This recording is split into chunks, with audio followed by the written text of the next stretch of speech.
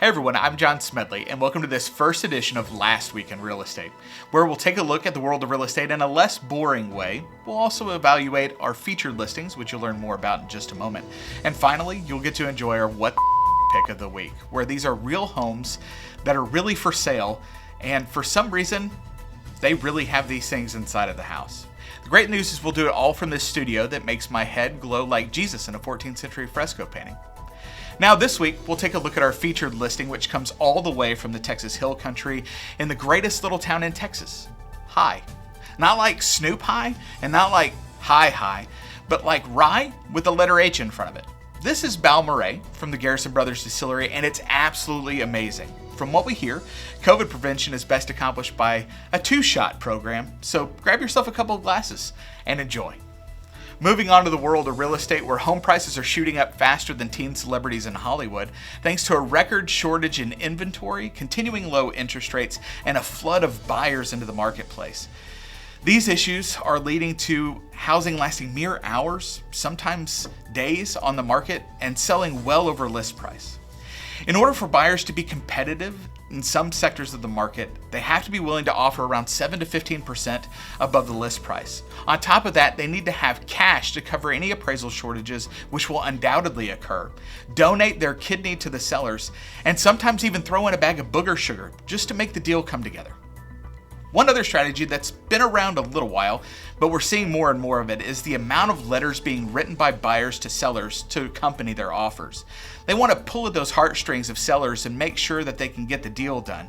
The reality is I haven't seen this many love notes since junior high or middle school, and the only thing really missing from these is those cheesy little boxes that say please check yes, no, or maybe.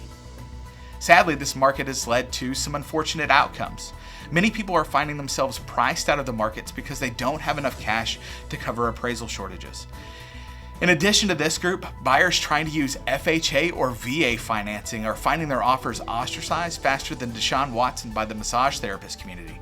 In fact, next week, we're going to take a closer look at why these financing options are getting the boot faster than men married to Kardashians in order to better understand why it's happening. Now on to our What the Pick of the Week. And really, what better way to start this than with this photo right here? Each week, we'll have a look at something fun, bizarre, odd, gross, or completely insane found in homes. And we encourage you to send in these photos. You can do that by clicking the link in the email below and let us know what crazy stuff that you've come across. But let's start with this gigantic freaking painting of a cat. No joke, giant cat painting actually seen in a house I showed this past week. So there's a few things that stick out to me on this and that really are perplexing. First, just the sheer size of this thing. You're talking about at least a 3.5 by 5 foot painting on canvas of their cat. Who the hell loves their cat that much? And second, if you do love your cat that much, why the hell is this Mona Lisa inspired hairball hanging up in your garage right above Mitten's dumping ground? I mean, if you're not you're not really doing that much for the cat community just to shed the sheer narcissistic image that cats have by hanging up this painting next to the bougie boo-boo box that cats need to go in. Last, this painting only reiterates that cats can't help but look like snobbish a-holes that would just as soon murder than tolerate you. Now we move on to our local market in the Dallas-Fort Worth area, where it's been completely ridiculous. In North Texas, based on figures from the North Texas MLS, closed sales were down 2.1% in February compared to the same time last year. And inventory was down over 50% from 3 months to 1.4 months.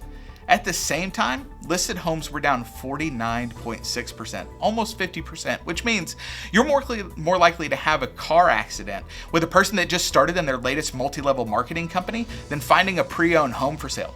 No, Lisa, this is not a pyramid scheme. It's great. You just have to get people to sign up underneath you. You don't have to sell a thing.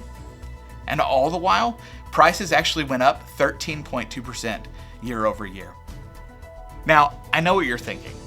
Selling a home must be as easy as hitting that annoying ass easy button that Staples used to sell. But considering the fact that homes are receiving upwards of 80 offers, and I'm serious, 80 freaking offers. Listen, the only time that you want to deal with that much paper is if you just got through working a long night on the pole at your local club, or if you're prepping for a colonoscopy. And let's face it, no one wanted to have to prep for one of those during the COVID TP shortages that we had last year. The world of real estate is a crazy place, and it's especially crazy right now. So please know that we're here to help answer any of your questions and to go over anything that you need to. Subscribe to the channel down below, or email or call us at the numbers that you can see down in the description. We're happy to help any way that we can, and make sure that you come back next week and check out the latest news on Last Week in Real Estate. Take care.